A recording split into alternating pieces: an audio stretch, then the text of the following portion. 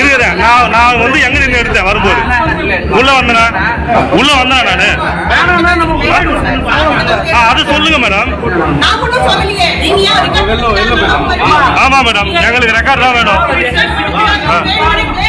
ஆமா மேடம், இது ஆந்திரா இல்ல தமிழ்நாடு புரியுதுங்களா? நீங்க முடிச்சுட்டு வந்த பிறகு திருவள்ளூரில் உள்ளூர் காவல்துறைக்கு தகவல் அளிக்காமல் நிதி நிறுவனத்தில் விசாரணை மேற்கொண்ட ஆந்திர காவல்துறையினரின் நடவடிக்கை பெரும் சர்ச்சையை ஏற்படுத்தியுள்ளது. மேலும் செய்தி சேகரிக்க சென்ற செய்தியாளர்களின் செல்போன்களை பறித்து அதிலிருந்த வீடியோக்களை அளித்ததாகவும் குற்றச்சாட்டு எழுந்துள்ளது. சென்னை திருப்பதி தேசிய நெடுஞ்சாலையில் காமராஜர் சிலை எதிரே உள்ள தனியார் நிதி நிறுவனத்தில் டிஎஸ்பி அப்துல் அஜீஸ் தலைமையில் 10க்கும் மேற்பட்ட ஆந்திர காவல்துறையினர் குற்றவாளியுடன் வந்து நகைகளை பறிமுதல் செய்யும் வகையில் விசாரணை நடத்தியுள்ளனர். அப்போது செய்தி சேகரிக்க சென்ற செய்தியாளர்களிடம் வாக்குவாதம் செய்து அவர்களது செல்போன்களை பிடுங்கி வீடியோக்களை அளித்ததாகவும் கூறப்படுகிறது. இந்நிலையில் சம்பவம் குறித்து தகவல் அறிந்த திருவள்ளூர் நகர காவல்துறை ஆய்வாளர் தாமோதரன் சம்பவ இடத்திற்கு சென்று விசாரணை மேற்கொண்ட போது உள்ளூர் காவல் நிலையம் அல்லது மாவட்ட காவல்துறையிடம் முன் அனுமதி பெறாமல் ஆந்திர காவல்துறையினர் விசாரணை நடத்தியது தெரியவந்தது.